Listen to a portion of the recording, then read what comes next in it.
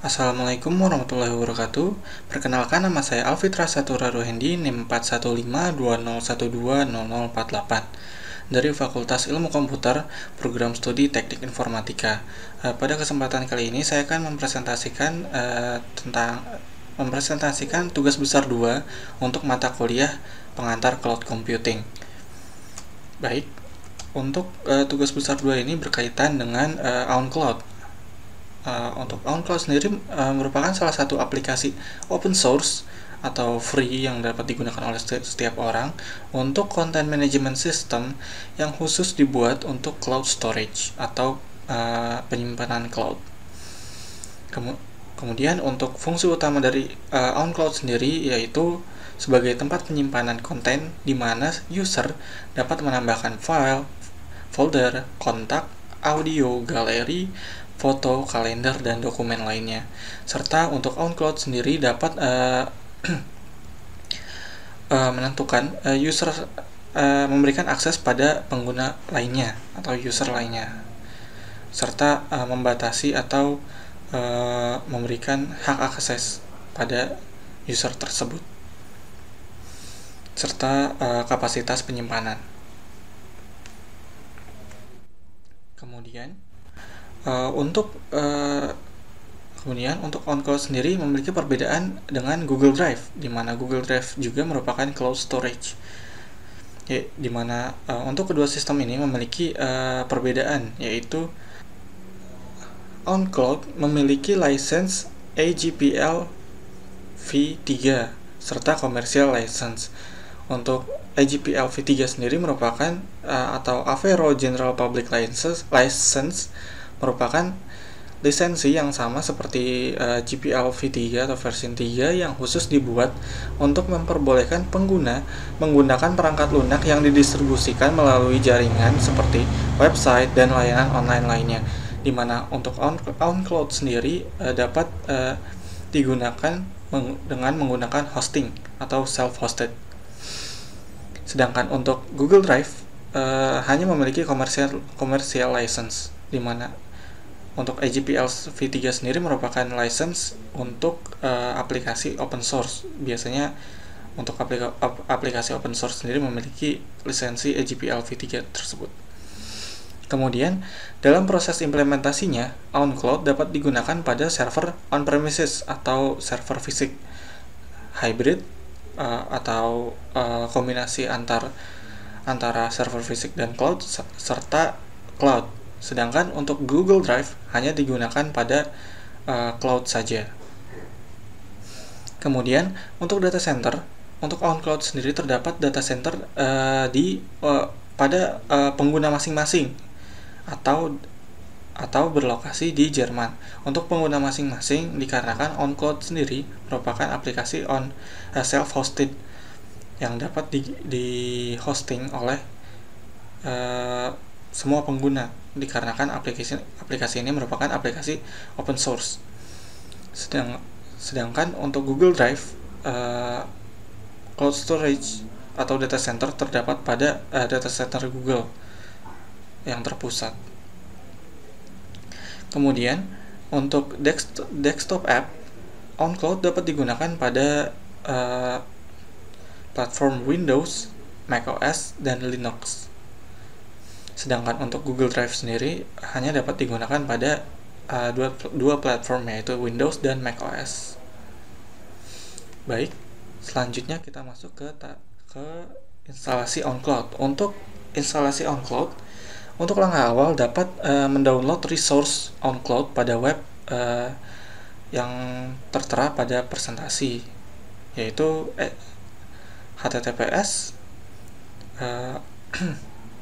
/oncloud.com/download-server, atau sampai download server, di mana di sini terdapat dua versi, yaitu zip archive type-nya serta tarball.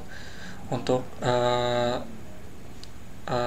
implementasi kali ini saya menggunakan zip archive,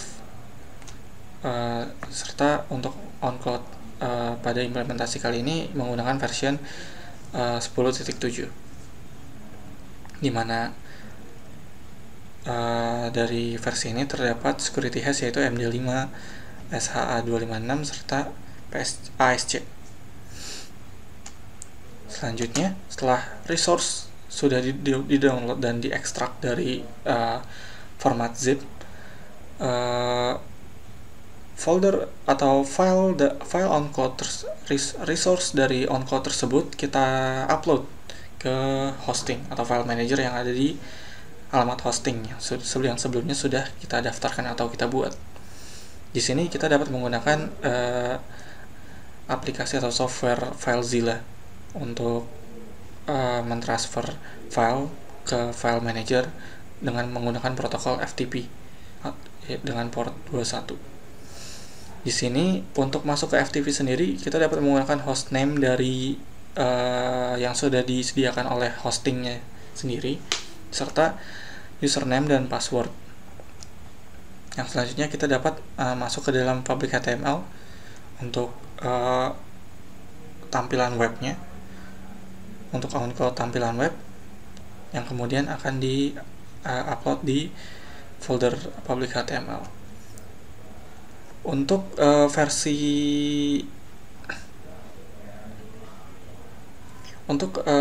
webnya kita dapat lihat di mana di file manager di public HTML sudah terupload on cloud sebesar 4 KB.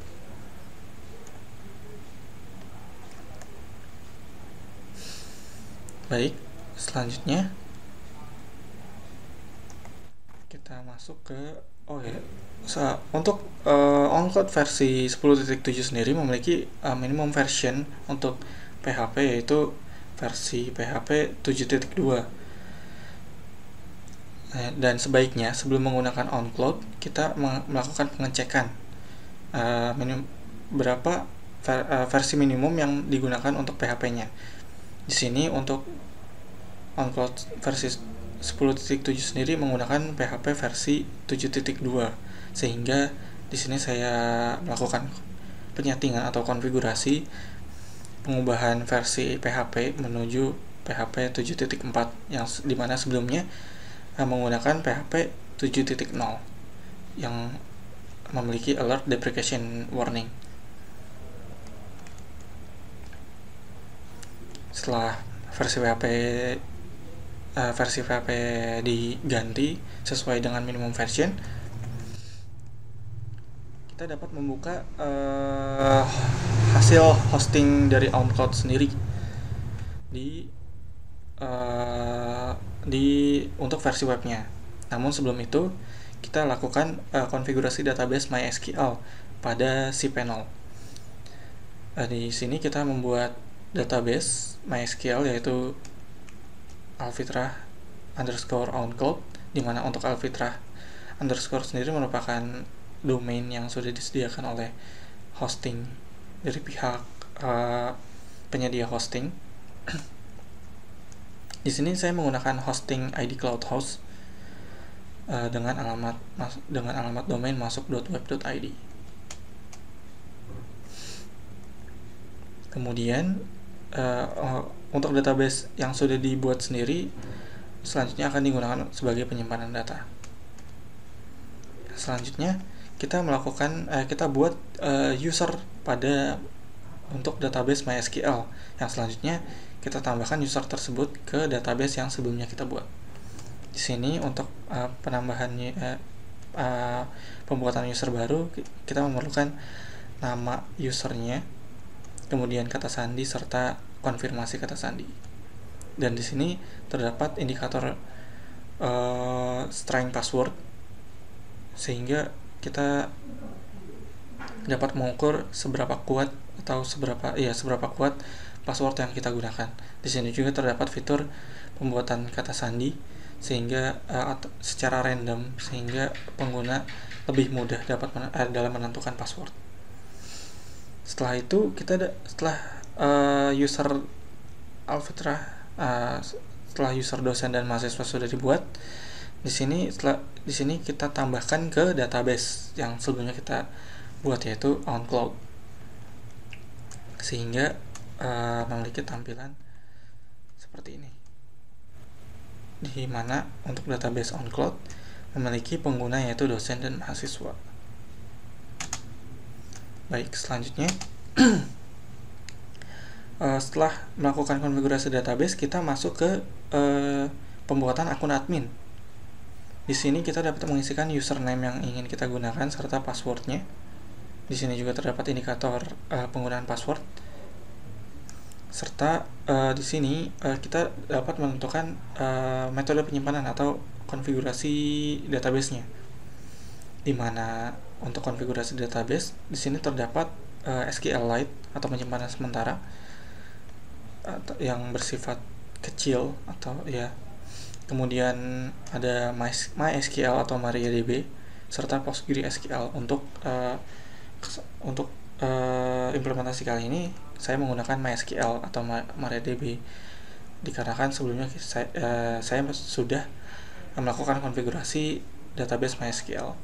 Untuk konfigurasi basis data sendiri di sini terpotong, di bawahnya terdapat kita diharuskan memasukkan alamat database atau alamat hosting, kemudian username database, password database, serta akun database, begitu. Kemudian di bawah halaman ini terdapat tombol finish atau buat akun. Yang selanjutnya, setelah akun admin sudah terbuat, akan didapatkan tampilan seperti ini, di mana terdapat dua folder default yang sudah terbuat langsung secara otomatis, yaitu documents dan photos, serta on-cloud manual book dari on-cloud itu sendiri. Kemudian setelah didapatkan tampilan seperti ini, kita dapat melakukan logout pada bagian sini. Yang selanjutnya akan didapatkan halaman login atau index seperti ini, sehingga kita tidak diharuskan membuat akun admin lagi. Ya, sampai di sini untuk instalasi on-cloud sudah selesai, dan selanjutnya kita dapat melakukan konfigurasi untuk on-cloud-nya. Ya, untuk konfigurasi on-cloud, setelah proses instalasi selesai, kita dapat melakukan konfigurasi untuk membuat pengguna serta menentukan policy pada setiap pengguna. Di sini saya sudah membuat akun dosen dan akun mahasiswa, di mana di sini untuk membuat suatu akun atau pengguna dapat dilakukan di bagian sini, di mana kita diharuskan mengisikan nama pengguna, email sebagai identitas, serta grup. Di grup sendiri terdiri dari admin serta member. Setelah itu kita dapat mengklik tombol buat atau create. Di sini terdapat tab tabel akun atau pengguna, di mana di sini dapat melakukan perubahan password pada bagian kolom sandi, serta pada kolom grup kita dapat mengubah grup pengguna, di mana terdapat dua, yaitu admin dan member. Kemudian di sini kita dapat menentukan grup admin untuk member apa, serta di sini terdapat kolom kuota, di mana admin dapat menentukan besar penyimpanan yang ditentukan. Di sini terdapat pilihan 10 GB, 5 GB, kemudian 10 GB dan tak terbatas. Itu secara default. Kemudian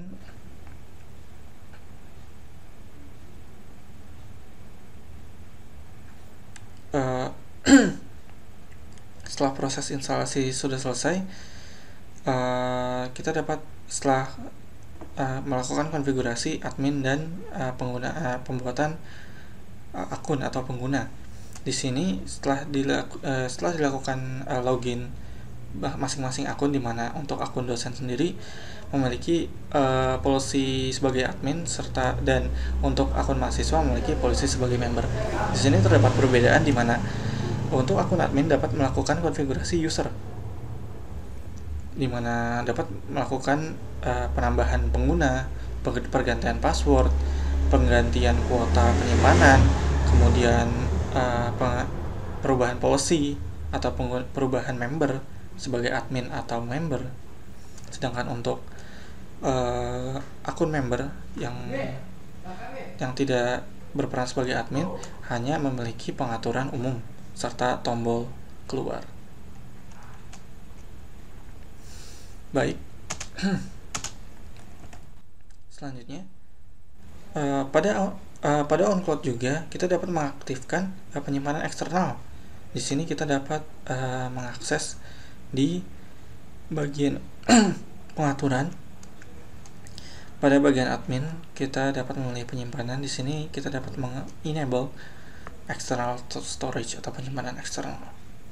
Kemudian pada OnCloud juga terdapat fitur enkripsi yang dapat diaktifkan pada sisi server. Di sini kita dapat masuk ke bagian sini. Di sini akan terdapat pilihan pengaturan. Kemudian kita dapat masuk ke bagian admin, lalu kita pilih enkripsi dan kita aktifkan enkripsi sisi server. Lalu untuk admin juga dapat menentukan ketentuan dalam melakukan sharing file atau folder serta data. Di sini terdapat berbagai policy di sini, yaitu seperti izinkan unggahan publik, allow user to share file via sosial media, serta enforce password protection untuk read-write links, untuk membuka link. Kemudian ada pilihan automatically accept new incoming local user shares, serta konfigurasi lainnya. Untuk pada OnCloud, untuk melakukan upload data, kita dapat melakukan upload data pada tombol tambah. Kita dapat mengunggah file pada lokal data yang ada di komputer kita menuju OnCloud, yang selanjutnya akan diproses dengan tampilan seperti ini, serta kita dapat meng-cancel proses tersebut. Berikut tampilan setelah data berhasil diupload. Untuk tampilan atas merupakan tampilan dari web app untuk OnCloud. Sedangkan untuk pada tampilan bawah merupakan tampilan cPanel untuk file manager. Di sini terlihat di mana file sudah berhasil diupload. Baik, telah selesai presentasi yang untuk OnCloud untuk tugas besar 2, serta sudah selesai penjelasan tentang proses instalasi, konfigurasi, serta tampilan dari OnCloud sendiri. Baik, saya tutup presentasi kali ini. Kurang lebihnya mohon maaf. Wassalamualaikum warahmatullahi wabarakatuh. Terima kasih.